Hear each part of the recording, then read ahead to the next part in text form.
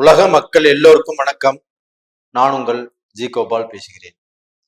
இன்னைக்கு நம்ம பேசக்கூடிய தலைப்பு என்னன்னா மாத பலன்கள். மாத பலன்கள் வரிசையில் தனுசு ராசிக்காரங்களுக்கு இந்த மாதத்தில் எந்த விதமான பலன் நடக்கவிருக்கிறது என்பதை தான் பார்க்கவிருக்கிறோம். இப்ப தனுசு ராசிக்கு இந்த மாத கிரக அடைவுகள்.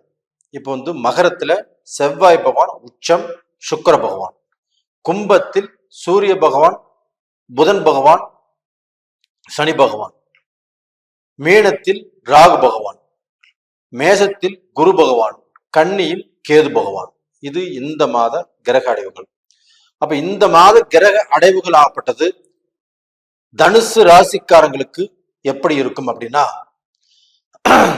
தனுசு ராசி நேயர்களே, உங்களுக்கு இது ஒரு அற்புதமான டைம். யாருடைய உதவியையும் எதிர்பார்க்காமல் நீங்கள் தன்னிச்சையாக செயல்பட்டு உங்களுடைய வாழ்க்கை தரத்தை மாற்றிக்கொள்ளக்கூடிய ஒரு அற்புதமான மாதம். 30 வயசுக்கு கீழே இருக்கிறவங்க, 27 வயசுல இருக்கிறவங்க, 30 வயசுக்கு கொஞ்சம் மேல இருக்கிறவங்களும் அவங்க பார்க்க போனா ஒரு நிரந்தரம் இல்லாத வாழ்க்கை வாழ்ந்துட்டு இருக்கிறாங்க. ஒரு நிரந்தரம் இல்லாத ஒரு வேலைக்கே போறாங்க. ஒரு நல்ல சம்பளமா கண்டிப்பா இல்லை. அப்ப குறைந்த சம்பளத்தை வாங்கிட்டு கஷ்டப்பட்டு இருப்பாங்க. 10,000 12,000 சம்பளம் வாங்கினா எதுக்காகும்? அப்ப அவங்களுக்கு ஒரு 30,000 50,000 தேவை இருக்குது. 10,000 12,000 சம்பளம் வாங்கி என்ன பண்ண முடியும்? ஒண்ணுமே பண்ண முடியாது. அப்படிப்பட்டவர்களுக்கு இந்த காலகட்டத்தில் நீங்கள் எதிர்பார்க்காத ஒரு நல்ல மாற்றம் உங்களுக்கு நடக்கவிருக்கிறது. உங்களுக்குள்ள இருக்கக்கூடிய திறமைகளுக்கு இது நாள் வரைக்கும் வேல்யூ இல்லாம இருந்துச்சு. உதாரணத்துக்கு சொல்ல போனா, இப்ப தனுசு ராசியில் பிறந்தவங்களாகப்பட்டது கலைத்துறையில் இப்ப நிறைய பேருக்கு ஆர்வம் இருக்குது, மீடியால ஆர்வம் இருக்குது. அதுல நாம ஏதாவது ரூபத்துல நம்முடைய திறமையை காட்டி நாம பலன் பெற்று அதன் மூலியமாக நல்ல நிலைமைக்கு வரணும் அப்படிங்கிற ஆசைகள் நிறைய இருக்குது. அப்படி இருந்துமே நிறைய பேருக்கு வாய்ப்பே கிடைக்காமல் இது நாள் வரைக்கும் நீங்க எதிர்பார்த்து இன்னைக்கு வரைக்கும் அந்த வாய்ப்பே கிடைக்காம போயிட்டு இருக்குது. அப்போ டைரக்டரா இருக்கலாம், இப்போ ஒரு பாடல் ஆசிரியராக இருக்கலாம், இப்போ கதை எழுதி வச்சுட்டு அந்த கதையை அடுத்தவங்கிட்ட போய் சொல்றதுக்கு அவங்க கேட்கறதுக்கு நேரம் இல்லாமல் இருக்கலாம். இப்போ நம்ம இது மாதிரி எவ்வளவோ விஷயங்கள் நம்ம தெரிஞ்சு வச்சிருந்தாலும் அந்த தெரிஞ்சு வச்சுட்டு மட்டும்தான் இருக்க முடியும். அதற்குண்டான வாய்ப்புகள் கிடைக்கல. அந்த வாய்ப்புகள் ஆகப்பட்டது உங்களுக்கு கிடைக்கக்கூடிய காலகட்டம் வந்தாச்சு. அப்ப இந்த காலகட்டத்தை கண்டிப்பாக பயன்படுத்திக்கோங்க. அப்படி பயன்படுத்தி அதன் மூலியமாக நீங்க கிளிக் ஆக போறீங்க. அப்ப டோட்டலா பாத்தீங்கன்னா இந்த காலகட்டத்தில இருந்துதான் நான் நல்ல நிலைமைக்கு வந்தேன் அப்படின்னு சொல்லக்கூடிய சூழ்நிலை கண்டிப்பாக உங்களுடைய வாழ்க்கையில வரும், வந்தே தீரும். இது உறுதி. இதற்கு முன்னாண்ட நீங்க பார்க்க போனா எவ்வளவு கஷ்டப்பட்டீங்க, எவ்வளவு வேதனைப்பட்டீங்க, எவ்வளவு பார்க்க போனா நீங்க நல்ல நல்ல திறமைகளை வச்சுட்டு அதற்கு பலன் இல்லாமல் வாழ்ந்துட்டு இருக்கீங்கிறது எனக்கு தெரியும். உங்களுக்கு 7 சனி முடிஞ்சிச்சு. ஆனா 7 சனி முடிஞ்சாலும் இன்னும் ஒரு சிலருடைய வாழ்க்கையில நல்ல நிலைமைக்கு வர முடியாம இருக்கிறீங்க.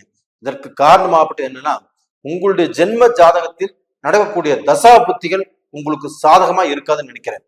அப்படி சாதகமாக இல்லைன்னா நீங்க எடுத்து வைக்கக்கூடிய ஒவ்வொரு ஸ்டெப்பும் உங்களுக்கு நல்லதை கொடுக்காது. அப்படி சாதகமா இருந்துச்சுன்னா நீங்க எடுத்து வைக்கக்கூடிய ஒவ்வொரு ஸ்டெப்பும் உங்களுக்கு நல்ல வாய்ப்பை கொடுக்கும். அப்ப நீங்க இன்னைக்கு முடியாத சூழல் இருக்கிறீங்க. அப்ப இதுக்கு காரணமாகப்பட்டது உங்களுடைய ஜென்ம ஜாதகத்தில் தான் குறை இருக்குன்னு நினைக்கிறேன். தயவு செய்து அந்த ஜென்ம ஜாதகத்தையார்ட்டையே பார்த்துட்டு அப்புறம் நீங்க முயற்சி பண்ணிக்கோங்க. அது போக பாத்தீங்கன்னா இந்த பீரியட்ல தனுசு ராசிக்காரங்களுக்கு வெளிநாட்டுக்கு நான் போகணும், வெளிநாட்டில் நான் சம்பாதிக்கணும், வெளிநாட்டில் நான் சாதிக்கணும், வெளிநாட்டில் சம்பாதிச்சு இங்க சொத்து வாங்கணும், இங்க எங்க அம்மா எங்க அப்பாவை நல்லா பார்த்துக்கணும், எங்க அம்மா அப்பா ஆசைப்படுற மாதிரி நல்ல வீடு கட்டி கொடுக்கணும் அப்படிங்கிற இன்னைக்கு ஆசையில எத்தனையோ பேர் வெளிநாட்டுக்கு போகணும்னு துடிச்சிட்டு இருக்கிறாங்க. எத்தனையோ பேர் வெளிநாட்டுக்கும் போயிருக்கிறீங்க. அப்படி வெளிநாட்டுக்கு போகணும்னு நினைக்கிறவங்களுக்கு இந்த காலகட்டத்துல கண்டிப்பாக விசா கிடைக்கும். அதுவும் இல்லாம இந்த காலகட்டத்தில் நீங்க வெளிநாட்டு போயிருவீங்க. சிங்கப்பூர், மலேசியா, இப்போ ஆஸ்திரேலியா, கனடா, UK இந்த மாதிரி நாடுகளுக்கு போகக்கூடிய வாய்ப்புகள் ஆகப்பட்டது உங்களுக்கு கண்டிப்பாக கிடைக்கும். அப்ப அந்த வாய்ப்புகள் மூலியமாக உங்களுக்கு வேலை இல்லாதவங்களுக்கு வேலை கிடைக்கும். நீங்க வெளிநாட்டுல பிசினஸ் பண்ணணும்னு நினைக்கிறவங்களுக்கு பிசினஸ் பண்ணலாம். அதே சமயத்துல வெளிநாட்டுல இருந்து பார்க்க போனா நீங்க சம்பாரிச்சு உங்களுடைய ஆசைகள் ஆகப்பட்டது, கனவுகள் ஆகப்பட்டது நிறைவேறக்கூடிய காலகட்டம் ஆகப்பட்டது உருவாகும். அதே சமயத்தில் ஏற்கனவே நீங்க வெளிநாடுக்கு போனவங்க அங்கே போயிட்டு அங்க போய் 5 வருஷமாச்சு, 10 வருஷமாச்சு, 15 வருஷமாச்சு, என்னால் சம்பாதிக்க முடியல, சாதிக்க முடியல, சம்பாதிச்சு நல்ல நிலைமைக்கு வர முடியல, அங்க போயிட்டு நான் சம்பாதிச்சு என் மனைவி குழந்தைகளுக்கு வீடு கட்டணும் அப்படின்னு நினைச்சேன், அதுவும் நடக்கல. இது மாதிரி எவ்வளவோ ஒரு வேதனையில வாழ்ந்துட்டு இருக்கிறவங்க நிறைய பேர் இருக்கிறீங்க.